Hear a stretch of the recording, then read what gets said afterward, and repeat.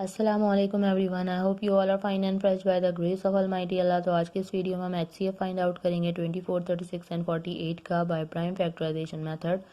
इस मेथड में हमारे पास यहाँ दो या दो से ज़्यादा जितनी भी वैल्यूज होती हैं, सबसे पहले हम उनके अलग अलग प्राइम फैक्टर्स फाइंड आउट करते हैं। तो चलें स्टार्ट करते हैं अपनी वीडियो और हम इन तीनों के अलग अलग प्राइम फैक्टर्स फाइंड आउट करना स्टार्ट करते हैं। सबसे पहली वैल्यू है हमारे पास 24, सेकेंड वैल्यू है हमारे पास 36 और हमारे पास थर्ड एंड लास्ट वैल्यू है 48।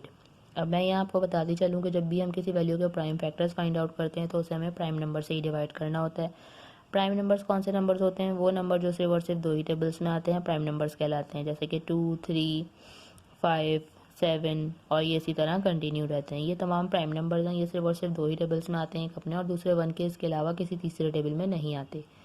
तो जब भी हम किसी वैल्यू के प्राइम फैक्टर्स फाइंड आउट कर रहे होते हैं तो इन वैल्यूज़ में से जो सबसे स्मॉलेस्ट वैल्यू होती है हम वहाँ से स्टार्ट लेते हैं। सबसे स्मॉलेस्ट प्राइम वैल्यू जो है वो सबसे स्मॉलेस्ट प्राइम नंबर 2 है और 2 का डिविजिबिलिटी रूल है कि अगर किसी वैल्यू के लास्ट में इवन नंबर या फिर 0 हो तो वैल्यू 2 से कम्प्लीटली डिवाइड हो सकती है। तीनों ही वैल्यूज हमें 2 से डिवाइड होती हुई नजर आ रही हैं। यहाँ हम इन तीनों के प्राइम फैक्टर्स फाइंड आउट कर रहे हैं। प्राइम फैक्टर किस तरह फाइंड आउट करते हैं कि उसे प्राइम नंबर से डिवाइड करते हैं एंड तक, जब तक कि हमारे पास 1 ना आ जाए। स्टार्ट लेंगे 2 से, क्योंकि 2 का डिविजिबिलिटी रूल मैंने आपको बताया है अभी। 2 के टेबल में 2 आता है 1 पे और 4 आता है 2 पे।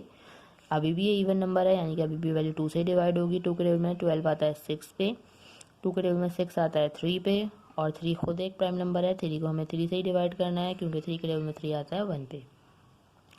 अब हमारे पास 36 है, लास्ट में इवन नंबर है, यानी कि ये वैल्यू भी 2 से ही डिवाइड होगी। 2 के टेबल में लेकिन 3 नहीं आता, तो छोटा नंबर 2 आता है 1 पे। जो 1 हमारे पास रिमाइंडर है वो चला गया 6 के पास, बन गया 16। 2 के टेबल में 16 बिल्कुल आता है 8 पे।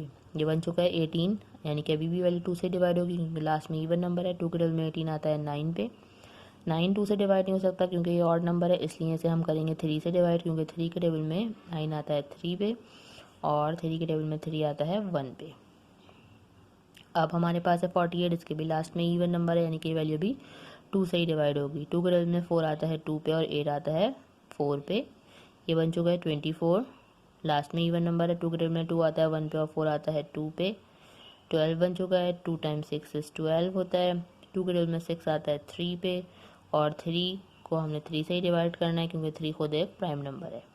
यहाँ इन तीनों को हम कम्प्लीटली डिवाइड कर चुके हैं और इनके प्राइम फैक्टर्स हमारे पास आ चुके हैं। अब उन प्राइम फैक्टर्स की हेल्प से हम इसका एचसीएफ किस तरह फाइंड आउट करते हैं वो सीखते हैं जल्दी से। सबसे पहले हम प्राइम फैक्टर्स, इन तीनों के प्राइम फैक्टर्स 1 बाय 1 लिखेंगे।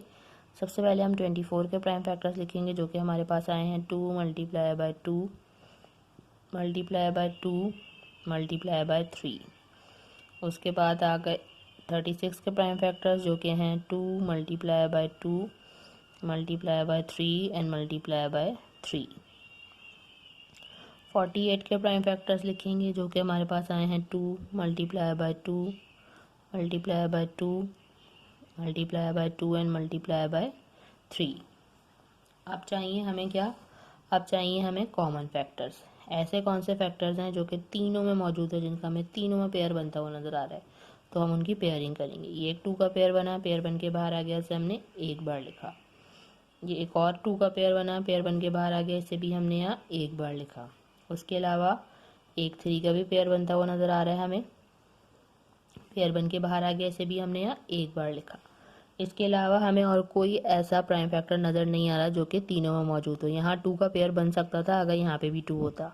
जब हम एचसीएफ फाइंड आउट कर रहे होते हैं तो ज़रूरी है कि यहाँ हमारे पास जितनी वैल्यूज़ हैं उन सब में वो प्राइम फैक्टर मौजूद होगा, तभी हम उसका पेयर बना सकेंगे। जब हम एलसीएम फाइंड आउट कर रहे होते हैं तो हम 2 में भी पेयरिंग कर सकते हैं, लेकिन यहाँ अभी सबसे पहले हम एचसीएफ फाइंड आउट करें, इसलिए ज़रूरी है कि हम सिर्फ ऐसे ही पेयर्स बनाएं जो कि तीनों में मौजूद हैं। इसके अलावा हमें इन तीनों के अलावा और कोई पेयर बनता हुआ नज़र नहीं आ रहा। तो अब हम जो हमें कॉमन फैक्टर्स मिले उनको कर देंगे मल्टीप्लाई, तो हमें पता चल जाएगा हाईएस्ट कॉमन फैक्टर 24, 36 एंड 48 का। तो चलें इनको मल्टीप्लाई करते हैं। 2 time 2 is 4 and 4 time 3 is 12। Means हमारे पास यहाँ हाईएस्ट कॉमन फैक्टर जो है वो आ चुका है जो कि है 12। आई होप कि वीडियो आपको अच्छे से समझ आई है। अगर ये वीडियो आपको पसंद आई तो इसे लाइक और शेयर ज़रूर करें और मेरे चैनल को भी सब्सक्राइब करें। इंशाल्लाह बहुत जल्द मिलती हूँ आपसे अपनी नेक्स्ट वीडियो में। अपना बहुत ख्याल रखिएगा। अल्लाह हाफिज़।